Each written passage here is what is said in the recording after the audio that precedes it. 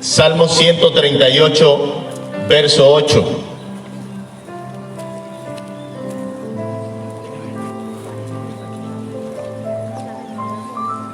Dice: Jehová cumplirá su propósito en mí.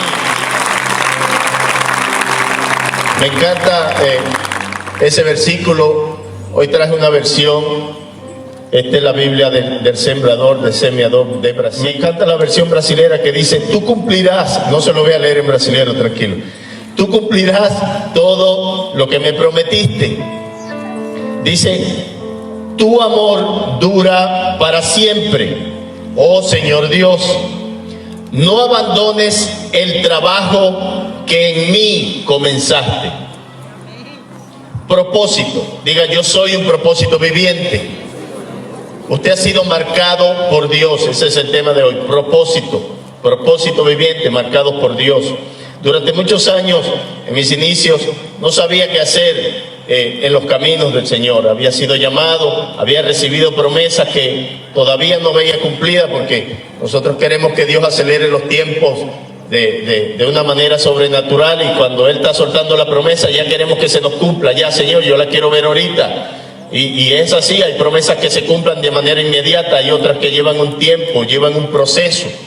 Entonces, durante años quería saber cuál era el propósito de Dios en mí. Primero, ¿qué era propósito? No sabía qué era propósito. Segundo, quería saber qué era lo que Él iba a hacer conmigo. A pesar de que escuchaba las promesas, a pesar de que estaba recibiendo palabras de Dios, profetas venían a mi vida y donde quiera que me veían me soltaban una palabra. A veces me escondía allá en lo último, o estaba allá atrás en el estacionamiento, y de allá atrás me sacaba Dios. Decía: allá me aquel muchacho flaquito ese. Ahorita estoy más gordo, ¿no? Antes estaba más flaco, me estaban llevando los chimichimitos así. Pero bueno, Cristo también me salvó por eso. Descubrí que el propósito es la determinación firme de hacer algo. Propósito, determinación firme de hacer algo. Objetivo al cual alcanzar. Entonces empecé a entender de que Dios había determinado de manera firme, de manera tajante, hacer algo a mi favor. Quiero que entienda de que yo vengo de un trasfondo de drogas. Yo vengo de un trasfondo, durante 17 años estuve en la indigencia y Dios me saca de allí. Por eso es que nosotros amamos a las personas cuando menos se lo merecen, porque es cuando más lo necesitan. Resulta que cuando menos yo me merecía el amor de Cristo era cuando más lo necesité, y fue cuando su amor actuó en mi vida. Cuando menos me lo merecía, cuando era uno de los pecadores más grandes, la banda más grande de pecadores, ahí yo estaba metido, yo creo que era el líder. Y en ese preciso instante vino el amor de Cristo, impactó mi vida y me cambió a lo que usted está viendo hoy. Por eso amamos a la gente cuando menos se lo merece, porque es cuando más lo necesita. Llévese eso en el corazón. Y yo quería saber por qué Él me había sacado de esa vida, por qué Él se había fijado en mí, por qué se había empeñado conmigo, por qué se había enamorado de mí. Incluso llegué a pensar: Señor, te enamoraste de mí un día y nunca más me ha soltado. Quiero que entienda que Dios no es fluctuante, Dios no anda con dudas, Dios no sufre de estrés, ni de 4, ni de 5.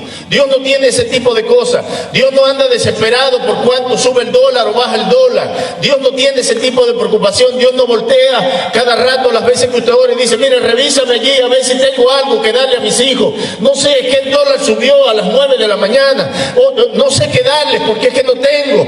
Dios no es fluctuante. Dios no anda con desespero. Dios no tiene dudas. Cuando Dios determina hacer algo en tu vida, Dios lo cumple. Cuando Dios suelta una palabra sobre ti, tu familia, sobre tu casa, Dios no duda, Dios no fluctúa, Dios lo cumple. Entonces Dios marcó un objetivo para mí. Yo estoy seguro que usted está aquí porque Dios determinó un día verlo, escogerlo, llamarlo. Y en ese instante Dios determinó hacer algo firme, óigame bien, sin dudar, en su vida, en su casa, en su matrimonio, en su ministerio, en su negocio. Dios no duda, llévese eso, Dios no duda. Entonces, viendo todo esto, puedo ver la vida de David, que estaba siempre en batalla, siempre estaba guerreando, siempre andaba, los enemigos querían sitiarlo, querían asesinarlo a cada instante.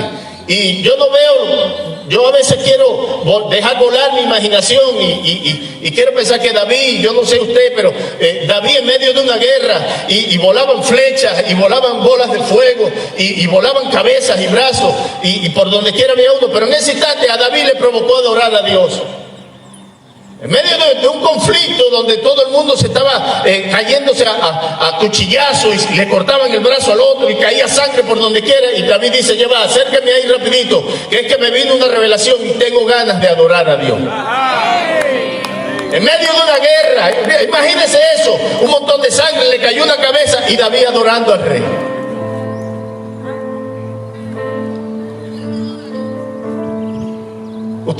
Yo sé que usted se está yendo a usted. Entonces David sabía, óigame bien, David sabía que en la vida de él no podía morir en esa batalla. Él no podía morir todavía porque Dios había determinado hacer algo firmemente con su vida. Él no podía morir en eso porque Dios había determinado de manera tajante cumplir algo que Él le había prometido. Porque óigame bien, una cosa es promesa y otra cosa es propósito. Usted se puede morir con una promesa y no verla, pero Dios se la cumple. Pero usted no se muere hasta que el propósito de Dios usted no lo mire. Ojo, sus ojos no se van a cerrar hasta que el propósito que Dios dijo que iba a hacer contigo, hasta que el objetivo que Dios dijo que iba a alcanzar en tu vida o a través de tu vida se cumpla. Usted no se muere cuando el diablo quiere, usted se muere cuando Dios ha determinado que tiene que morirse.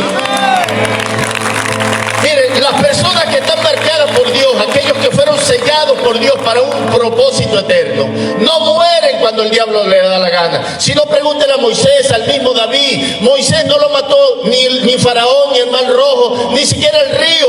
El río podía habérselo llevado cuando lo dejaron en la canasta. Pero un día, y yo quiero que usted me explique esto, cómo la hija de Faraón, la dueña de todo un planeta, de todo un país, tenía todo lo que quería en palacio, tenía los aceites que quería, las cremas más caras, los perfumes más deliciosos del mundo, y me imagino que tenía piscinas y baños termales y todo. Pero un día se levantó: ay, yo quiero ir al río. ¿Qué va a hacer en el río una mujer que tiene todo en su casa? Nada le falta. Porque el propósito que se tiene que cumplir en la vida de Dios, y Dios tiene que mover al que tenga que mover, óigame bien, para que el propósito en la vida de usted, de su familia, su matrimonio y de sus hijos se cumpla. Así tenga que mover a la hija del dueño de este mundo, no sé, tenga que mover a quien tenga que mover, pero Dios va a mover al que tenga que mover para cumplir el propósito en su vida. Por eso es que los propósitos vivientes no mueren cuando el diablo quiere. Y hoy usted va a entender por qué usted no murió en el accidente de tránsito. ¿Por qué la enfermedad no te mató? ¿Por qué no moriste esa noche de la balacera? ¿Por qué el carro que te atropelló no? ¿Por qué no moriste en la sala de operación? Y algunos van a ir más profundo. Y me perdona si le recuerdo esto, pero ¿por qué no moriste cuando tu madre te quiso abortar? Porque es que los propósitos de Dios no mueren, incluso somos eternos. Cristo dijo: el que crea en mí, aunque esté muerto, vivirá. Por eso es que los propósitos en Dios no mueren. No hay hermanos envidiosos que puedan matarte. A José, los hermanos que hicieron matarlo, quisieron quitarle el propósito de Dios en su vida y no pudieron. Más bien tuvieron que acelerar el proceso y hacerlo cumplir, porque no hay cisternas que pueda atracarte, no hay cárcel que pueda detenerte, no hay mentira que pueda tumbarte. Óigame bien, cuando Dios ha determinado llevarte a palacio, porque ese es su propósito, vas a ir a palacio a cumplir su propósito. No hay nada que pueda detener un propósito viviente en Dios. No hay nada que se detenga, no hay río que te pueda detener, porque aunque pases por las aguas, no te anegará. Aunque pases por el fuego, no te quemarás, porque eres un propósito viviente. Y los propósitos vivientes, no hay león que se los coma, no hay río que lo ahogue. Óigame bien, no hay cárcel que lo detenga, no hay nada que pueda detener un propósito viviente en Dios. Alguien tiene que decir amén en esta mañana. No existe tal cosa. Nosotros fuimos marcados para un determinado fin en Dios, mucho más grande que lo que nosotros estamos pensando. Y yo quiero hablarle a esta casa, a la matriz de esta casa, a las cabezas de esta casa, Y si aún están pensando que el propósito de Dios es conquistar Mariara, no, todavía eso no es así. Hay mucho más ensanchamiento de lo que usted está pensando. No, yo no escuché ese amén. Hay muchas cosas mucho más grandes de lo que está pensando. Quiero que entienda que los propósitos vivientes en Dios, óigame bien, no van a morir hasta ver su promesa. Quiero ser bien recalcado en eso. Usted no muere cuando el diablo le da la gana. Nosotros venimos de un 2020 muy duro, un 2020 que nos marcó, un 2020 que a muchos nos transformó y nos hizo pensar de otra manera, nos hizo reinventarnos, nos hizo sacar ideas de donde pensamos que no estaban, que no las teníamos, porque Dios transforma nuestras vidas y Dios nos lleva en la renovación del espíritu de nuestra mente para cumplir el propósito de Él. Un 2020 muy doloroso, un 2020 donde muchos de ustedes, al igual que nosotros, tuvimos pérdidas humanas, estuvimos en angustia mucho tiempo. Y óigame bien, Dios me decía a principios de 2021, aquellos que sembraron con lágrimas en el 2020 van a cosechar con alegría en el 2021.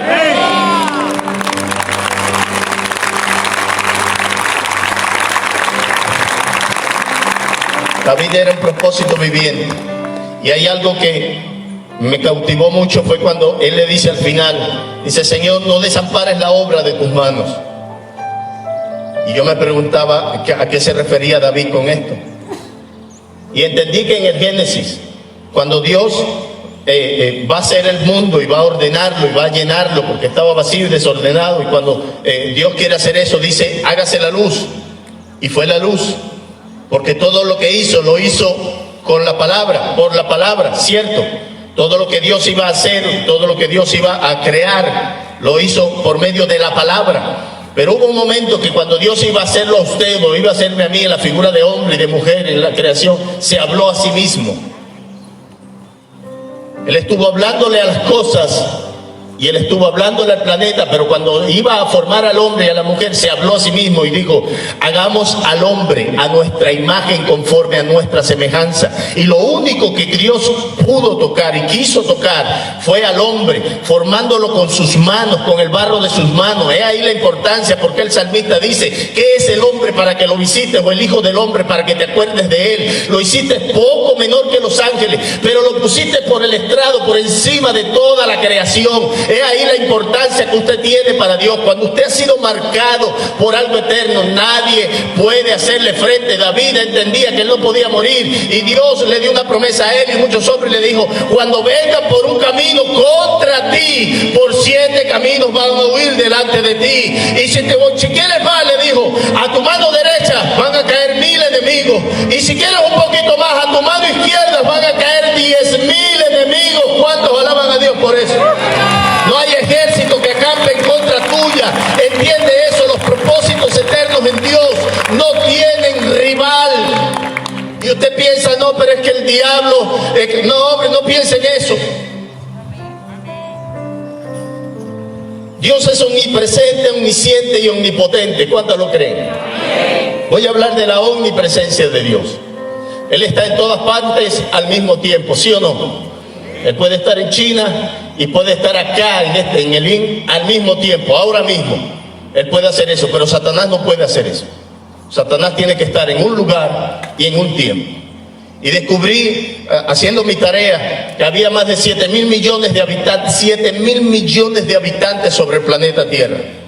La última data, antes del éxodo de nuestros hermanos venezolanos, habían 30 y algo millones de venezolanos sobre Venezuela. 30 millones de venezolanos, millones, hermano. Pero Satanás se antojó de tu casa.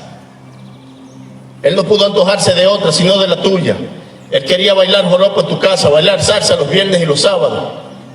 ¿Ah? Y en este instante cualquiera de ustedes tiene esa batalla y dice: Señor, pero si yo he santificado mi casa, si yo oro por mi casa, si yo soy un propósito viviente, y usted estará pensando: pero yo soy un propósito viviente en Dios ahora, yo he sido marcado por Dios para algo mejor. Pero resulta que Satanás está viendo algo que usted todavía no lo ve.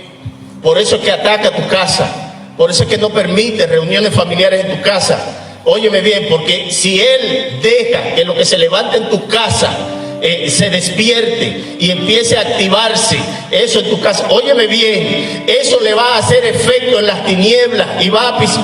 No, usted cree que no. Usted tiene poder para pisarle la cabeza al diablo.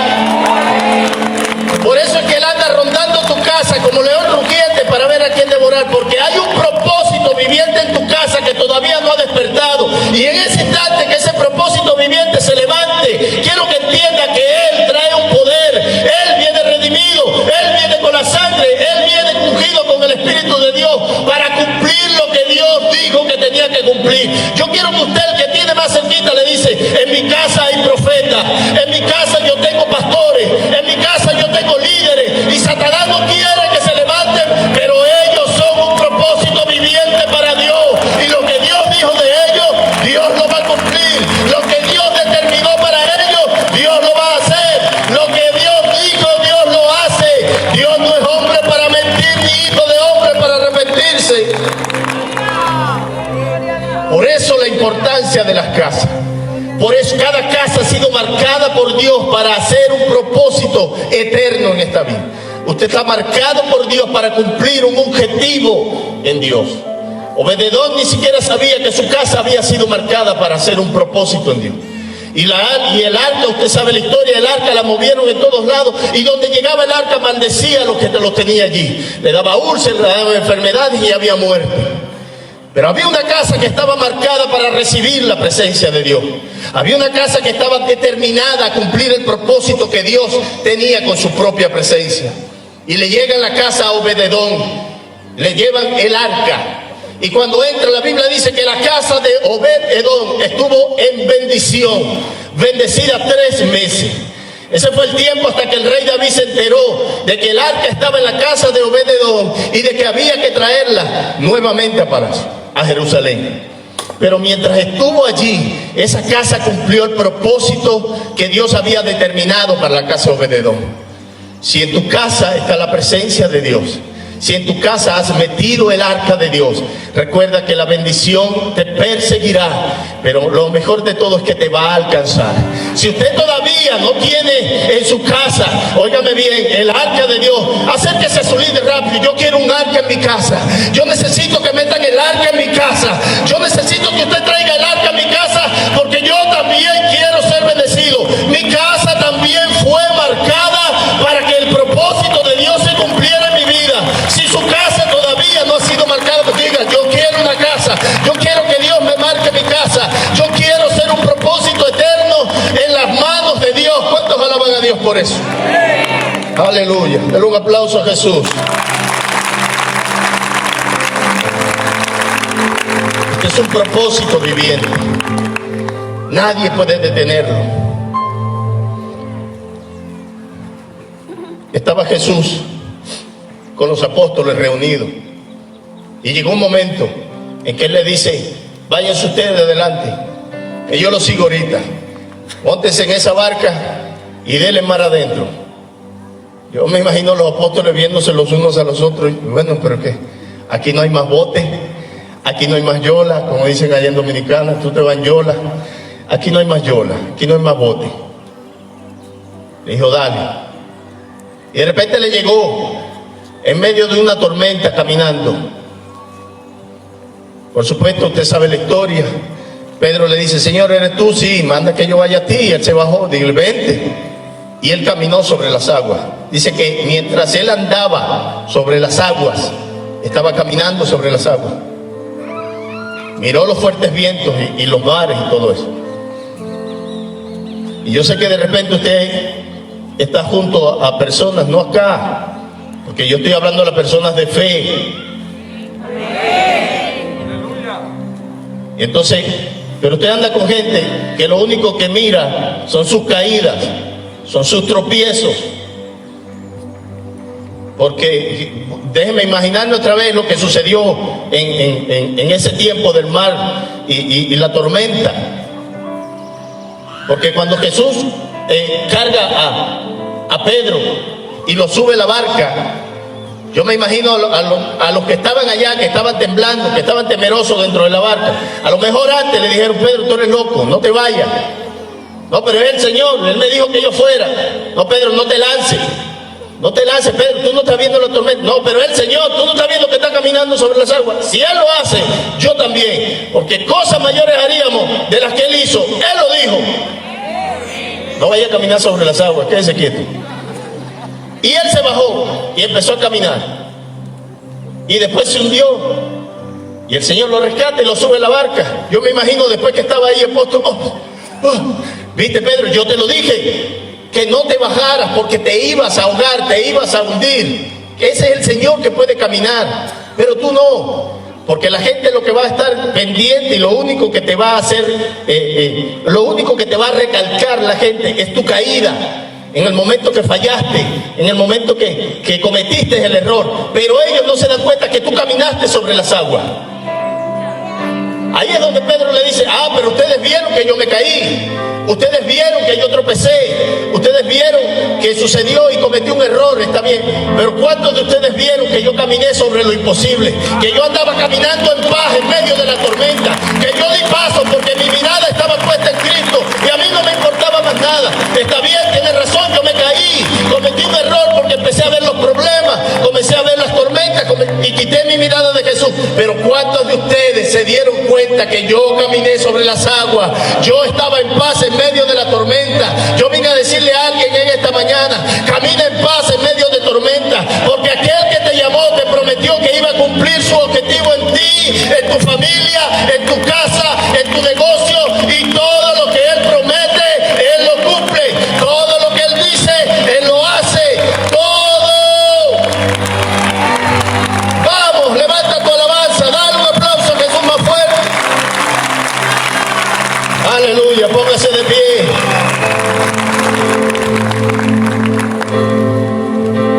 Tú cumplirás todo lo que me prometiste. Vas a cumplir todo lo que me prometiste. Nada va a faltar. Yo quiero que usted levante su mano y empiece a recordar aquello que un día olvidó su corazón, aquella promesa que Dios determinó para ti, aquello que Dios habló de tus hijos, aquello que Dios habló de tu familia, aquello que Dios dijo de tu esposo, de tu esposa. Nada de lo que está viendo hoy te va a detener. Nada de lo que está sucediendo en tu contra hoy te va a detener. Óyeme bien, porque Cristo vino a salvar tu vida, Cristo vino a salvar tu casa, Cristo vino a bendecir tu familia, y si Él lo dijo, Él lo va a hacer. Yo quiero que entiendas algo. Lo que usted está viendo hoy no es la realidad. Esa es la realidad. Esa no es tu verdad, esa no es la verdad. Jesús dijo, yo soy el camino y la verdad. La realidad es de que hoy estás enfermo, ser real. La realidad, óigame, la fe no niega la realidad. La fe no anda por allí con los ojos tapados diciendo, esto no está sucediendo, esto no está sucediendo, esto no está sucediendo. No, la fe no es ciega, la fe no niega la realidad, la fe transforma la realidad. Porque es real lo que estás viviendo. Te falta dinero, tienes problemas, tienes deudas, el negocio no avanza, la familia está problemada, tus hijos están en rebeldía, quizás tu esposo, tu esposa también. Pero esa es la realidad que está viviendo, mas no es tu verdad. Óigame bien, la realidad dice que usted está enfermo, pero la verdad dice, por fe en tu llaga, Señor, yo también fui curado. Esa es tu verdad, que tienes que estar sano. Fuiste marcado para tener un cuerpo sano. Fuiste llamado con un propósito para tener un cuerpo sano, para servir a la causa del reino de los cielos. La realidad dice, yo tengo deuda, me falta dinero, no tengo hoy en día, pero la fe transforma tu realidad en tu verdad y dice, mía es la plata y mío es el oro, y a quien yo quiero yo se lo doy. Alaba, alaba. La realidad no niega. Óigame bien, tu fe no niega la realidad, por eso la transforma en tu verdad. Lo que hoy estás viviendo no es tu verdad, es tu realidad. Y usted puede decir, pastor, pero yo estoy en bendición. Pero esa es tu realidad, no es la verdad. Porque Dios siempre va a querer cosas mejores para ti. Si usted tiene buenas ideas, Dios se las mejora. Y si usted tiene bendición hoy en día, Dios se la mejora también, porque Él dice: yo los voy a llevar de victoria en victoria y de gloria y en gloria. Óigame, la gloria de esta casa será mayor que la que usted vio hace mucho tiempo, y así va a seguir yendo, porque Dios nos lleva para arriba y nunca estaremos abajo. Mire, esto me costó lágrimas, apóstol. ¿Cuántos conocen el mapa de Sudamérica? Levánteme la mano el que lo conoce, el que lo ha visto ahí en Google, rapidito. Parece un barquillón, ¿cierto, pastores? Parece un barquillón. ¿Ah? Alaba. Dios dijo: estará siempre arriba y nunca abajo. Será siempre punta y nunca. ¿Quién está arriba?